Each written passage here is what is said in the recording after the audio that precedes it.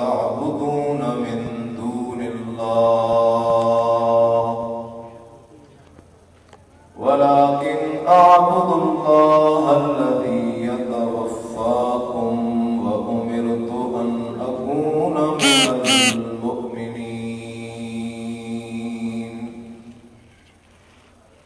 وقال النبي صلى الله عليه وسلم: أشد الناس بلاء الأنبياء ثم الأمثل فالأمثل، أو كما قال النبي صلى الله عليه وسلم: إن الله وملائكته يصلون على النبي يا أيها الذين آمنوا صلوا عليه وسلموا تسليما. اللهم صل على محمد وعلى آل محمد كما صليت على إبراهيم وعلى آل إبراهيم إنك حميد مجيد. اللهم بارك على محمد وعلى آل محمد كما باركت على إبراهيم وعلى آل إبراهيم إنك حميد مجيد. سبحان ربك رب العزة عما يصفون وسلام على المرسلين والحمد لله رب العالمين.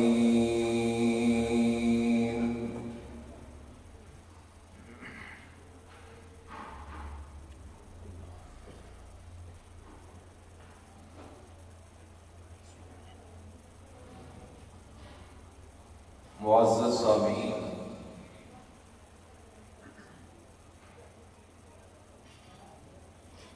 آج کی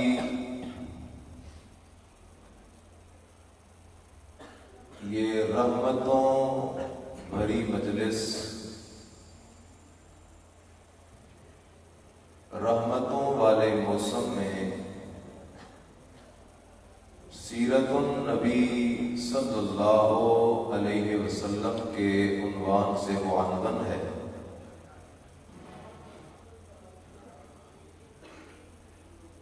میرے اور آپ کے نبی سید الانبیاء محمد الرسول اللہ صلی اللہ علیہ وسلم کی سیرت طیبہ، مسائل، تکالیف، جنگوں، فتووں، پراپیگنڈوں اور اپنے اور اغیار کی دشمنیوں سے مرکب ہے۔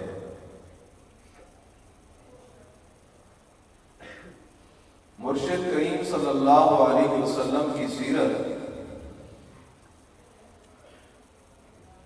کا موضوع ہر انسان کے لیے مشعل راہ ہے، لیکن آج عوام الناس کے ذہن میں سیرت کا جو معنی بیٹھا ہوا ہے وہ یہی ہے کہ نبی علیہ السلام کی شکل مبارک بڑی خوبصورت تھی، نبی علیہ السلام کی زلفیں بڑی پیاری تھی، نبی علیہ السلام کی مسکراہٹ بڑی دلکش تھی، نبی علیہ السلام کا اخلاق بڑا پیارا تھا، نبی علیہ السلام کا رہن سہن اور طرز زندگی بڑا حسین تھا۔ حالانکہ یہ چیزیں سیرت کا حصہ نہیں، یہ صورت اور عادت کا حصہ ہے۔ میرے مرشد کریم محمد رسول اللہ صلی اللہ علیہ وسلم کی سیرت ہے لا الہ الا اللہ،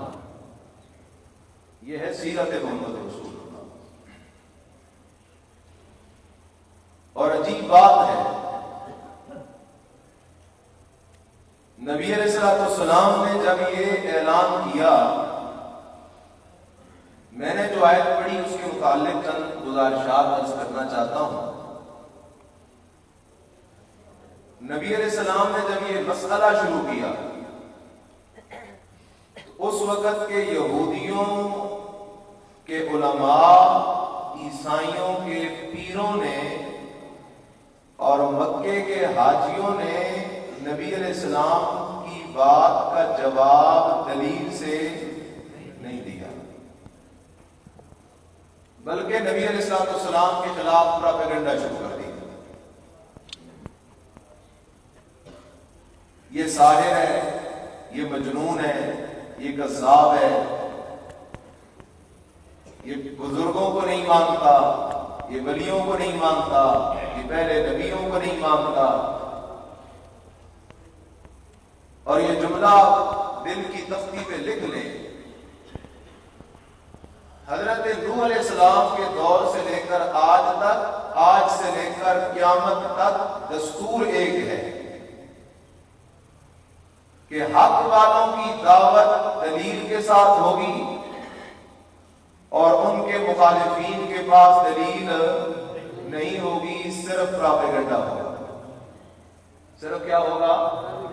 پروپیگنڈا ہوگا۔ یہ دعا نہیں مانتے، یہ درود نہیں مانتے، یہ نبیوں کے گستاخ ہیں، یہ ولیوں کے گستاخ ہیں، یہ وسیلہ نہیں مانتے، یہ نبی کو بشر کہتے ہیں، یہ حیات نہیں مانتے۔ مخالفین کے پاس پروپیگنڈے کے سوا کچھ بھی نہیں ہے۔ اور کیوں نہ ہو، قرآن نے فرمایا وَمَن يَدْعُ مَعَ اللَّهِ إِلَٰهًا آخَرَ لَا بُرْهَانَ لَهُ، کہ مشرک کے پاس دلیل ہو سکتی نہیں۔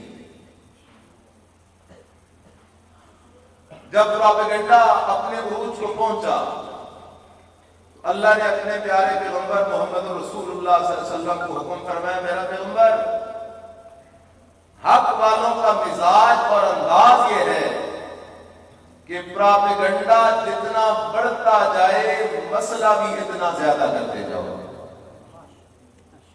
پروپیگنڈے کا جواب دلیل کے ساتھ مسئلہ بیان کرنا ہے۔ اس لیے میرا پیغمبر اپنا مسئلہ کھول کے تیرے سامنے بیان کیجیے، ان کو وضاحت سے سمجھا دیجیے کہ میرا مذہب، میرا دین، میرا عقیدہ کیا ہے۔ آیت کی طرف آ جاؤ، عجیب انداز ہے۔ قُلْ يَا أَيُّهَا النَّاسُ،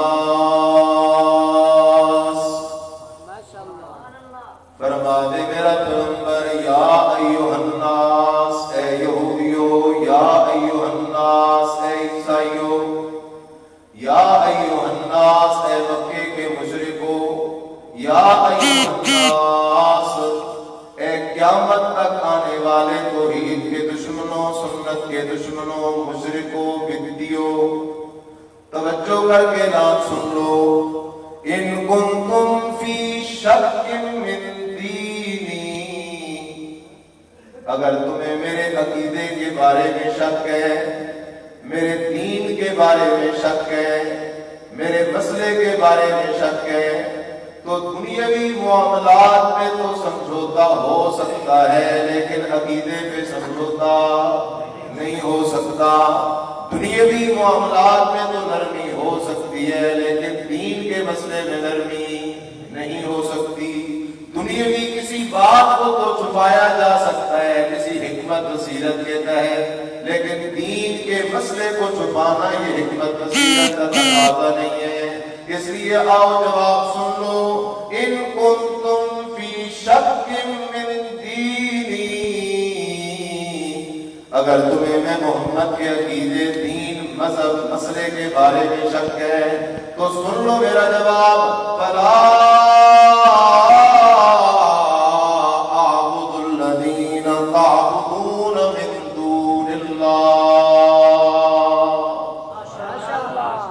اللہ کے سوا جن جن کی پوجا تم کرتے ہو، چاہے وہ حضرت عیسیٰ علیہ السلام اللہ کے پیارے ہو، بی بی مریم اللہ کی پیاری ہو، حضرت عزیر اللہ کا پیارا ہو، ود سوا یعوث پیارے ہوں، یا 11ویں والا پیر اللہ کا پیارا ہو، بھری اللہ کا پیارا ہو، حضرت اجمیری اللہ کا پیارا ہو، عبداللہ شاہ غازی اللہ کا پیارا ہو، حضرت علی اللہ کا پیارا ہو، حسنین کریمین اللہ کے پیارے، حضرت سیدہ فاطمہ الزہرا اللہ کی پیاری، جن کی تم اللہ کے سوا پوجا کرتے ہو، عبادت کرتے ہو، نظر نیاز دیتے ہو، ان کو مصیبتوں میں پکارتے ہو، ان کو اپنا مشکل کشا سمجھتے ہو، حاجت روا سمجھتے ہو، داتا سمجھتے ہو، گنج بخش سمجھتے ہو، کھوٹی قسمتیں کھری کرنے والا سمجھتے ہو، بیڑے پار لگانے والا سمجھتے ہو،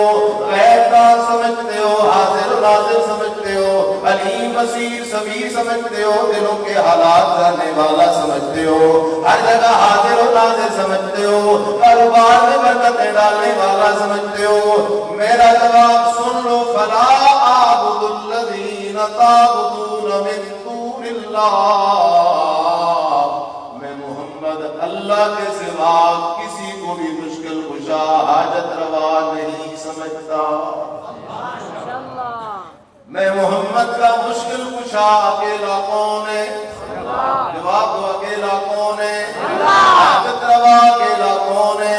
چھوٹی قسمتیں کھری کرنے والا اکیلا کون ہے؟ دلوں کے حال جاننے والا اکیلا کون ہے؟ ڈوبتے بیڑوں کو کنارے لگانے والا اکیلا کون ہے؟ بارشیں برسانے والا اکیلا کون ہے؟ بارشیں برسا کے سبزے اگانے والا اکیلا کون ہے؟ قسم قسم کے پھل سبزیاں پھول اگانے والا اکیلا کون ہے؟ وَلَا أَعْبُدُ الَّذِينَ تَعْبُدُونَ مِن دُونِ اللَّهِ، میں محمد کا جواب سن لو، عیسیٰ اللہ کا نبی ضرور ہے لیکن شریک کوئی نہیں، مریم اللہ کی ولیہ ضرور ہے لیکن شریک کوئی نہیں، عزیر اللہ کا نبی ضرور ہے لیکن شریک کوئی نہیں، ود سوایہوس یعوق نصر اللہ کے پیارے ضرور ہے لیکن شریک کوئی نہیں، پیران پیر عبد القادر جیلانی اللہ کا ولی ضرور ہے لیکن شریک کوئی نہیں، اس لیے شریک کوئی نہیں کہ لا شریک لہ وبذالک امرت وانا اول المسلمین۔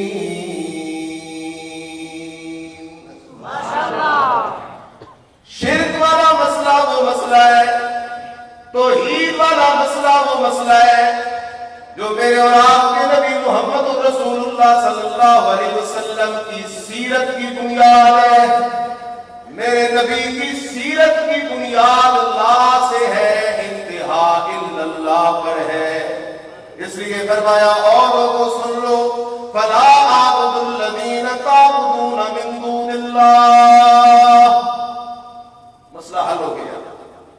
کئی لوگ ہمیں کہتے ہیں یہ ولیوں کو نہیں مانتے، نبیوں کو نہیں مانتے، ہم کہتے ہیں کیا منوانا چاہتے ہو؟ اگر ولیوں کو ولی ماننا ہے تو یہ ہمارا ایمان ہے، نبیوں کو نبی ماننا ہے تو یہ ہمارا، ہم کہتے ہیں رب کی ربوبیت بھی ایمان، نبیوں کی نبوت بھی ایمان، ولیوں کی ولایت بھی ایمان، ان تینوں کا منکر قرآن ہے۔ ولی کو ولی ماننا ہے تو ایمان ہے، نبی کو نبی مانتے ہیں ایمان ہے، اگر کوئی کہے ولی کو رب کا شریک مان لیں تو ناممکن ہے، نبی کو رب کا شریک مان لیں ناممکن ہے، اس لیے کہ نبی بھی جب بیت اللہ کا طواف کرنے گئے، سارے ولی بھی جب حج عمرہ کرنے گئے، نبیوں کی زبان پہ بھی یہی ترانہ ہے، ولیوں کی زبان پہ بھی یہی ترانہ ہے، لبیک اللہم لبیک لا شریک لک لبیک ان الحمد والنعمت لک والملک۔ اللہ نبی ضرور ہے لیکن لا شریک لک، اللہ ہم ولی ضرور ہے لیکن لا شریک لک، فرشتے کہتے اللہ تیری برگزیدہ مخلوق ضرور ہے لیکن لا شریک لک، ابراہیم خلیل اللہ کہتے اللہ میں تیرا خلیل ضرور ہوں لیکن لا حضرت موسیٰ کہتے ہیں اللہ میں کلیم ضرور ہوں لیکن لا شریک لک. حضرت عیسیٰ کہتے ہیں اللہ میں روح اللہ ضرور ہوں لیکن لا شریک لک، اللہ کا کوئی شریک نہیں. ان الحمد والنعمت لک والملک، پھر لا شریک لک. جب بندہ یہاں سے حج عمرے کے لیے نکلتا ہے، اللہ ہم سب کو توفیق نصیب فرمائے. تو میرے مرشد نے سکھایا وظیفہ شروع کر. بیت اللہ پہنچنے سے پہلے کیا شروع کر؟ وظیفہ شروع کر. لوگ کہتے ہیں وظیفے نہیں مانتے. ہم وظیفے مانتے ہیں لیکن توحید والے وظیفے مانتے ہیں، شرک والے وظیفے نہیں مانتے. میرے نبی کا وظیفہ تو ذرا دیکھو. فرمایا او میرا امتی، رب کے در پہ حاضری سے پہلے نعرے لگاتا جا لا شریک لک، لا شریک لک، اللہ تیرا کوئی شریک نہیں. نبی علیہ السلام نے کھل کے فرمایا فلا اعبد الذین تعبدون من دون اللہ، تم جن کے سجدے کرتے ہو میں ان کے سجدے کرنے والا نہیں. تم جن کے نام کی نظر نیاز دیتے ہو میں ان کے نام کی نظر نیاز دینے والا نہیں. تم مصیبتوں میں جن کو پکارتے ہو میں ان کو پکارنے والا نہیں. اس لیے کہ سجدہ عبادت ہے، نظر نیاز عبادت ہے، پکار عبادت ہے، طواف عبادت ہے، رکوع عبادت ہے. یہ ساری چیزیں عبادت ہے. وَقَضَىٰ رَبُّكَ أَلَّا تَعْبُدُوا إِلَّا إِيَّاهُ، اور رب کا فیصلہ یہ ہے کہ عبادت کا لائق اکیلا کون ہے؟ اللہ. إِيَّاكَ نَعْبُدُ وَإِيَّاكَ نَسْتَعِينُ. نمازی نماز میں کھڑے ہو کر کہتے ہیں اللہ إِيَّاكَ نَعْبُدُ، میں وعدہ کرتا ہوں کہ عبادت بھی صرف تیری ہی کروں گا اور مصیبتوں میں مدد بھی صرف تجھ ہی سے مانگوں گا. لیکن اس غریب کو اس کے معنی کا پتہ نہیں ہے. باہر نکلتا ہے تو مصیبت پڑتی ہے تو کہتا ہے یا پیران پیر مدد، یا علی مدد. باہر نکلتا ہے تو کہتا ہے یا بری مدد، یا پیر بابا مدد. عجیب بات ہے، نبی علیہ السلام نے صاف جواب دیا، فرمایا میں ان کی عبادت نہیں کروں گا. اچھا محمد، اگر تو حضرت عیسیٰ، حضرت عزیر، بی بی مریم، وقت سوا، یغوث، یعوق، نصر، نبیوں، ولیوں، پیروں، فقیروں، جنوں، فرشتوں، زندوں، مردوں کی عبادت نہیں کرتا، بتوں کی عبادت نہیں کرتا، تو کس کی عبادت کرتا ہے یہ تو بتانا. فَلَا وَلَٰكِنْ أَعْبُدُ اللَّهَ الَّذِي يَتَوَفَّاكُمْ، میں محمد عبادت صرف اور صرف کس کی کرنے والا ہوں؟ میں اللہ کے سوا کسی کی عبادت نہیں کرتا. تو میں نے جملہ یہ عرض کیا کہ اہل باطل کا وتیرہ یہ ہے کہ وہ دلیل نہیں دے سکیں گے، صرف کیا کریں گے؟ پراپے گنڈے کریں گے. اور حق والے کیا دیں گے؟ قرآن سے. اب دو مسئلے سنو. کئی لوگ کہتے ہیں وہ جی یہ کہتے ہیں نبیوں کو علم نہیں ہے، یہ کہتے ہیں نبیوں کو علم نہیں ہے. نبی تو بڑی اونچی ہستی ہوتی ہے، ہم تو کسی عام بندے کے بارے میں بھی یہ نہیں کہہ سکتے کہ اسے علم نہیں ہے. توجہ کر میرا دوست، اللہ نے جو علم سارے نبیوں کو دیا، سارے ولیوں کو دیا، اللہ نے جو علم سارے علماء کو دیا، سارے فرشتوں کو دیا، وہ سارا علم اکٹھا کر لو پھر بھی میرے اور آپ کے نبی محمد رسول اللہ صلی اللہ علیہ وسلم کا علم زیادہ ہے. پھر بھی ہمارے نبی کا علم کیا ہے؟ لیکن وہ علم ہے اسباب سے حاصل ہونے والا ہے، وحی سے حاصل ہونے والا ہے، عقل سے حاصل ہونے والا ہے، اسباب ظاہریہ حسیہ سے حاصل ہونے والا ہے. وہ علم ہے، علم غیب نہیں ہے، اس لیے کہ علم غیب خاصہ کس کا ہے؟ قرآن کیا کہتا ہے؟ قُلْ لَا يَعْلَمُ مَنْ فِي السَّمَاوَاتِ وَالْأَرْضِ. اعلان کر میرا پیغمبر، مسئلہ کھول میرا پیغمبر، لا يعلم من في السماوات والأرض الغيب إلا الله.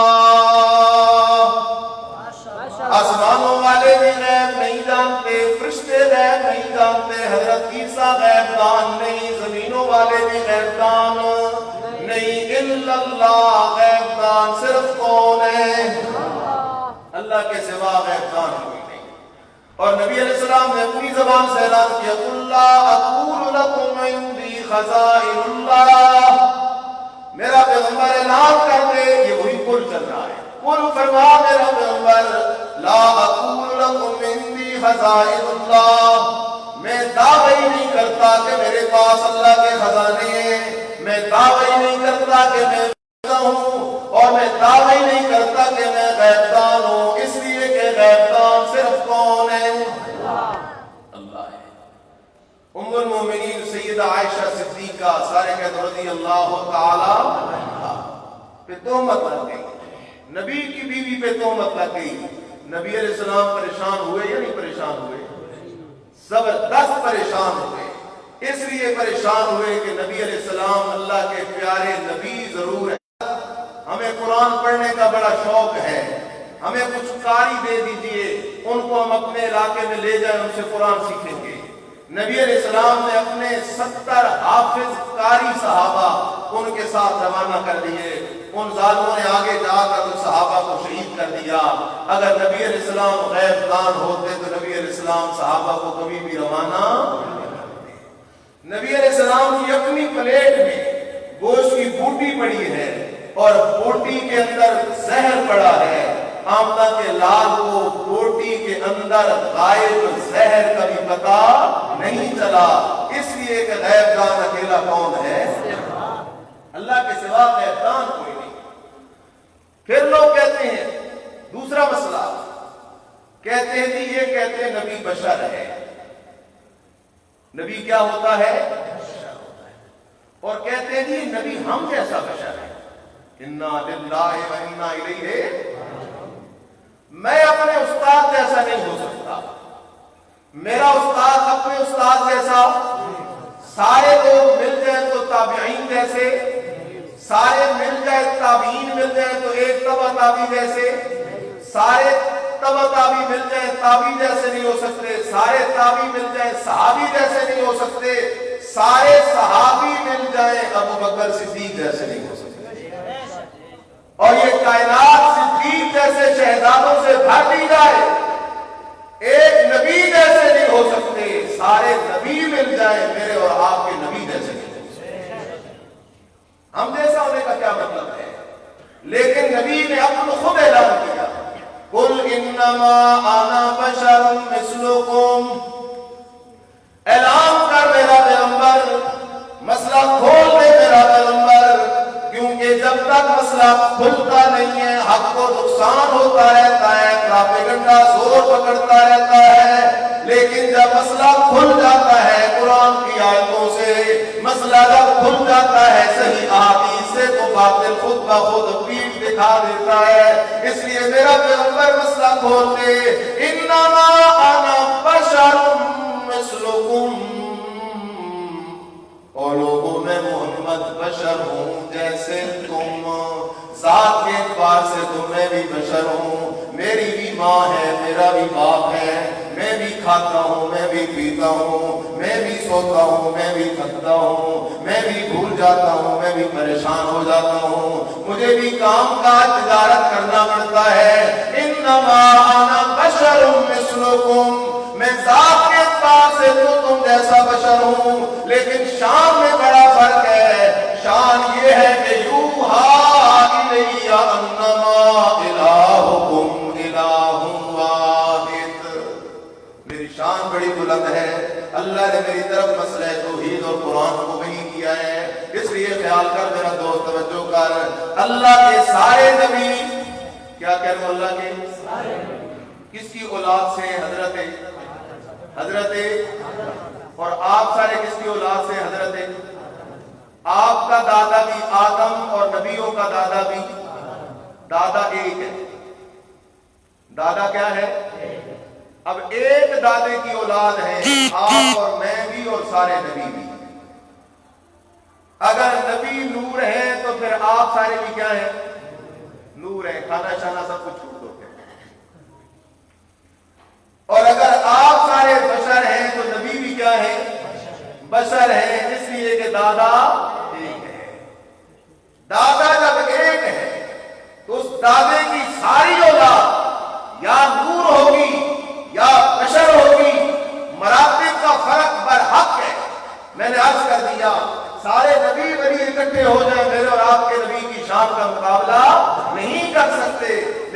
حق بات یہ ہے کہ سارے نبی بشر تھے. سارے نبی کیا تھے؟ یہ بڑا لمبا مضمون ہے قرآن کا. تیسرا مسئلہ، کئی لوگ کہہ دیتے ہیں یہ جی درود نہیں مانتے. کیا نہیں مانتے؟ درود نہیں مانتے. پراپیگنڈا ہے. میں نے کہا کون سا درود؟ توجہ کر. اگر درود ہے سیب والا، کیلے والا، بریانی والا اور قرآن شریف والا تو وہ درود ہم، اس لیے کہ یہ درود نبی سے ثابت، صحابہ سے ثابت، تابعین سے ثابت، فقہائے حنفیہ سے ثابت. تو یہ کھانے پینے کے لیے جو چکر چلایا ہوا ہے یہ درود ہم. لیکن جو درود ابراہیمی ہے اس کا منکر تو قرآن کا منکر ہے. میرے نبی کی احادیث میں درود ابراہیم کا تذکرہ ہے. درود پڑھنے کا حکم قرآن نے دیا ہے. ان اللہ وملائکتہ یصلون علی النبی یا ایھا الذین آمنوا صلوا علیہ وسلموا تسلیما. اللہ نے درود پڑھنے کا حکم کسے کیا؟ یا ایھا الذین آمنوا. درود پڑھنا توحیدیوں کا کام ہے، مشرکوں کا کام نہیں. یا ایھا الذین آمنوا صلوا علیہ وسلموا تسلیما.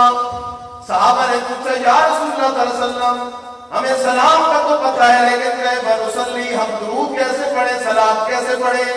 آپ نے فرمایا یوں پڑھا کرو اللہم صلی علی محمد وعلی آل محمد کما صلیت علی ابراہیم وعلی آل ابراہیم انک حمید مجید. اللہم بارک علی محمد وعلی آل محمد کما بارکت علی ابراہیم وعلی آل ابراہیم انک حمید مجید. درود کا کوئی انکار. اب درمیان میں مسئلہ اور سمجھ لیجیے. بعض لوگ کہتے ہیں درود یہاں سے پڑھو تو پہنچایا جاتا ہے، وہاں جاؤ تو نبی علیہ السلام خود درود کو کیا کرتے ہیں. میں اکثر کہا کرتا ہوں یہ مسئلہ ایک چٹکی بھر کا مسئلہ ہے، لیکن کوئی سمجھنے والا ہو یہ کوئی مسئلہ ہی نہیں. پہلی بات کہ ہم کہتے ہیں یہ طے کرو کہ درود چیز کیا ہے. یہ طے کرو کہ درود یہ کوئی میسج ہے یا عبادت ہے. لا محالہ عبادت ہے. اگر عبادت ہے تو ہم کہتے ہیں کون سی عبادت ہے؟ زبانی عبادت ہے. زبانی عبادت ہے تو دعا ہے، اس لیے کہ درود کے شروع میں کیا لفظ ہے؟ اللہ. درود کا ترجمہ ہو جائے تو سارے مسئلے ہیں. اللہم اے نبی، اے نبی. اللہم اے اللہ، کس سے بات ہو رہی ہے؟ صلی علی محمد، اپنے نبی محمد پہ رحمتیں کر. وعلی آل محمد، اپنے نبی کی آل پہ رحمتیں کر. حضرت ابراہیم پہ رحمتیں کر، حضرت ابراہیم کی آل پہ رحمتیں کر. اللہم اے اللہ بارک علی محمد، اپنے نبی محمد پہ برکتیں کر، نبی کی آل پہ برکتیں کر. حضرت ابراہیم پہ برکتیں کر، حضرت ابراہیم کی آل پہ برکتیں کر.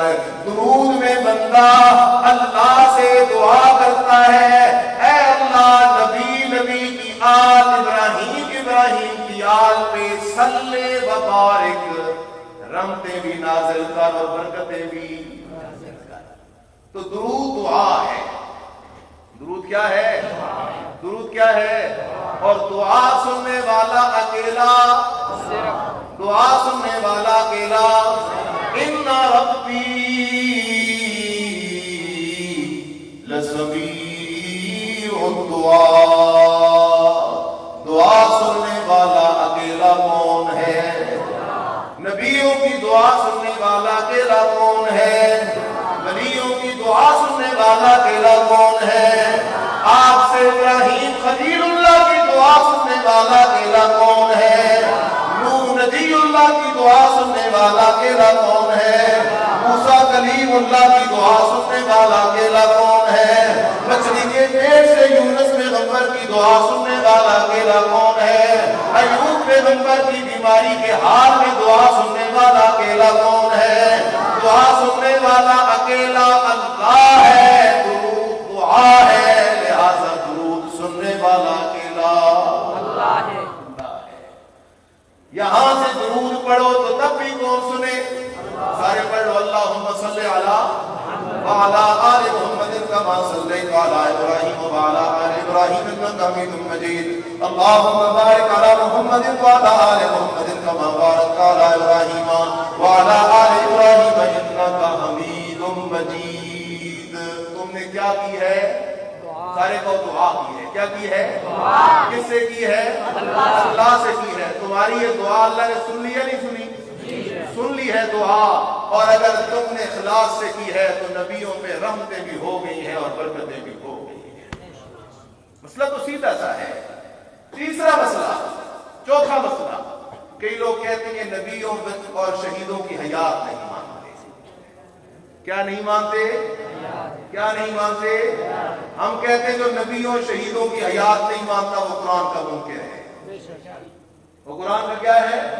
ہم کہتے ہیں حیات مانتے ہی ہم ہیں، حیات مانتے ہی، اس لیے کہ ہم کہتے ہیں نبی بھی موت کے بعد زندہ، شہید بھی زندہ، مومنین بھی زندہ، لیکن زندہ ادھر ہیں، ادھر نہیں، اوپر زندہ ہے، جنت میں زندہ ہے، اعلیٰ علیین میں زندہ ہے، یہاں ادھر نہیں زندہ زمینی قبر میں، اس لیے کہ قبر زندوں کا ٹھکانہ اور ڈیرا نہیں، قبر کس کا ڈیرا ہے؟ مردوں کا ڈیرا ہے۔ ہاں، انبیاء کے اجسام مبارکہ طیبہ مطہرہ اپنی قبروں میں آج بھی گلاب سے تر و تازہ موجود ہیں، لیکن انبیاء کے ابدان میں روح کوئی نہیں، حرکت کوئی نہیں، سننا کوئی نہیں، جاننا کوئی نہیں، اس لیے کہ ان میں روح کوئی نہیں، اس لیے کہ انبیاء اور شہداء کی ارواح کا ٹھکانہ جنت الفردوس ہے، اوپر زندہ ہے۔ اب ایک بات کی طرف توجہ کرو، ہم کہتے ہیں نبی زندہ، شہید زندہ، کدھر زندہ؟ جنت میں۔ کدھر زندہ؟ جنت میں، اعلی علیین میں۔ اور دوسرا فریق کہتا ہے زندہ قبر میں، دوسرا فریق کہتا ہے زندہ، ہم کہتے ہیں زندہ اوپر جنت میں، وہ کہتے ہیں زندہ کدھر؟ قبر میں۔ افضل حیات ہم مان رہے ہیں یا وہ مان رہے ہیں؟ جنت والی حیات اچھی ہے یا دنیاوی قبر والی حیات اچھی ہے؟ اور دنیا ساری کو ایک پلڑے میں رکھ دو، رب کی جنت کی ایک بالش کا مقابلہ بھی نہیں ہو سکتا، جنت کا مقابلہ نہیں ہو سکتا۔ اس لیے حدیث پاک میں آتا ہے، حدیث پاک کے اندر آتا ہے کہ شہداء کو اللہ جنت میں اکٹھا کرتا ہے اور ان سے اللہ کہتا ہے مجھ سے کچھ مانگو، مجھ سے کچھ کیا کرو؟ وہ کہتے ہیں اللہ سب کچھ تو موجود ہے اور کیا مانگے، سب کچھ تو ہمارے پاس ہے، اور اللہ پھر کہتا ہے مانگو، کہتے ہیں اللہ ہے سب کچھ، پھر کہتا ہے مانگو، وہ کہتے ہیں اللہ ہے سب کچھ۔ آخر وہ شہید آپس میں مشورہ کرتے ہیں بھئی اللہ سے کچھ مانگنا تو چاہیے۔ اب وہ شہید اللہ سے ایک چیز مانگتے ہیں۔ کیا چیز مانگتے ہیں؟ شہید اللہ سے درخواست کرتے ہیں انت رد ارواحنا فی اجسادنا، انت رد ارواحنا فی اجسادنا، اے اللہ مہربانی کر ہماری روحوں کو ایک دفعہ پھر ہمارے دنیا والے بدنوں میں بھیج دے اور پھر ہم زندہ ہو جائیں اور پھر میدان جہاد میں پہنچ جائیں، نعرہ تکبیر بلند کریں، مشرکوں کے سامنے جا کے کھڑے ہو جائیں، جہاد کرنا شروع کر دیں، جہاد کرتے کرتے کرتے کرتے کرتے کرتے پھر ہمیں شہادت نصیب ہو جائے. اس لیے کہ اللہ جو لذت شہادت کے وقت ملی تھی وہ لذت تیری جنت میں بھی ملی. حدیث میں لفظ ہے فَقُرِبُوا. اللہ کہتا ہے اچھا تم پھر یہ مانگتے ہو میرے قانون کے خلاف ہے, پھر ادھر ہی اچھے ہو, پھر ادھر ہی کیا ہو, اچھے ہو. فَقُرِبُوا, ان کو چھوڑ دیا جاتا ہے. کیوں؟ اللہ کا قانون یہ ہے کہ موت کے وقت جو روح نکلتی ہے بدن سے, موت کے وقت جو بدن سے کیا نکلتی ہے, اس لیے کہ موت نام ہی روح کے بدن سے کیا ہونے کا ہے, نکلنے کا ہے. ایک بندہ میدان جہاد میں لڑ رہا ہے, اسے 100 گولیاں لگ گئیں. کتنی گولیاں لگ گئیں؟ لیکن اس کی روح نکلی کوئی نہیں. شہید ہو گیا, ہو گیا شہید. شہید ہوگا ہی تب جب اس کی روح بدن سے کیا ہوگی, نکلے گی. نکل کے رب کے دربار میں پہنچنے کو ہی شہید کی شہادت کا مرتبہ کہا جاتا ہے. اس لیے خیال کرو, نبیوں کی حیات بھی برحق ہے, شہیدوں کی حیات بھی برحق ہے, لیکن وہ حیات جنت والی ہے, زمینی قبر والی. اگلا مسئلہ,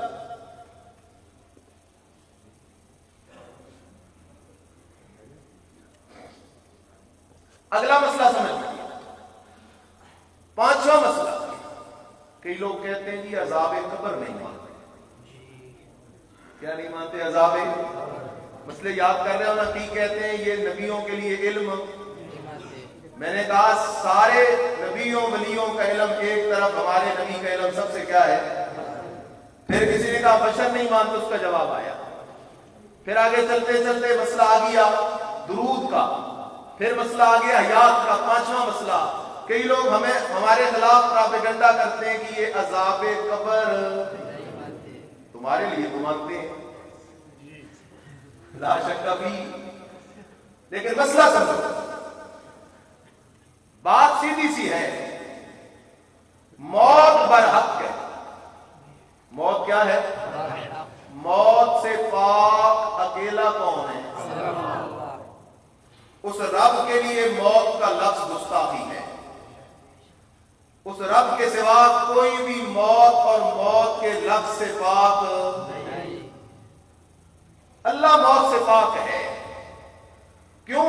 اللہ نے قرآن میں مسئلہ سمجھایا, اللہ لا الہ الا ہو, اللہ لا